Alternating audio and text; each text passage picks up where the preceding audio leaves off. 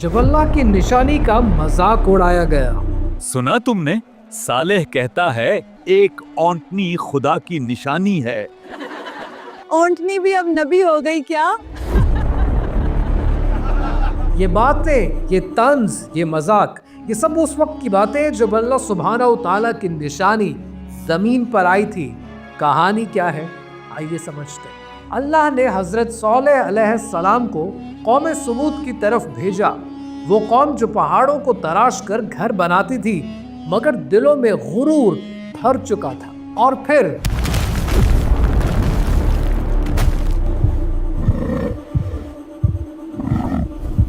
सुभान अल्लाह। ऐ मेरी कौम, ये ऊंटनी तुम्हारे रब की निशानी है, इसे अल्लाह की जमीन में आजाद छोड़ दो। ये तो जादू है। अगर वाकई अल्लाह की निशानी है ना, तो बारिश क्यों नहीं लाता? उन्होंने कहा हम इसके दूध से फायदा उठाएंगे, फिर इसे आजमाएंगे। फिर रोज वो ऊंटनी आती, सबके सामने पानी पीती, फिर बाकी दिन के लिए पानी उनके जानवरों को मिलता। अल्लाह ने एक उसूल रखा, एक दिन ऊंटनी पानी पिएगी और दूसरे दिन इनके जानवर।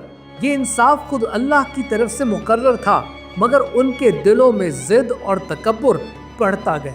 ये ऊंटनी हमारी जमीन का पानी पी जाती है और ये साले का नाम बढ़ा रही है, लोग उसे नबी मानने लगे हैं। और यूं उन्होंने अल्लाह की निशानी के खिलाफ साजिश की। कल सुबह जब वो पानी पीने आए भाई, हम उसका काम तमाम कर देंगे।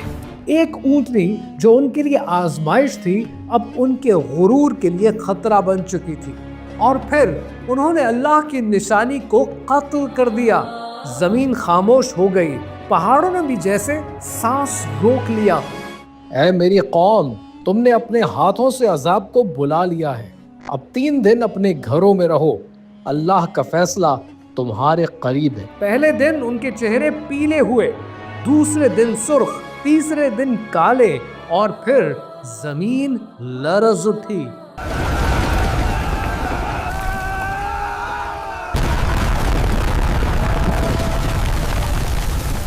जब अल्लाह की निशानी का मजाक उड़ाया गया तो जमीन ने खुद जवाब दिया।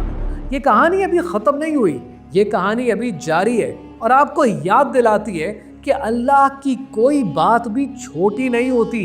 एक नसीहत, एक दुआ, एक अमल आपकी जिंदगी बदल सकता है।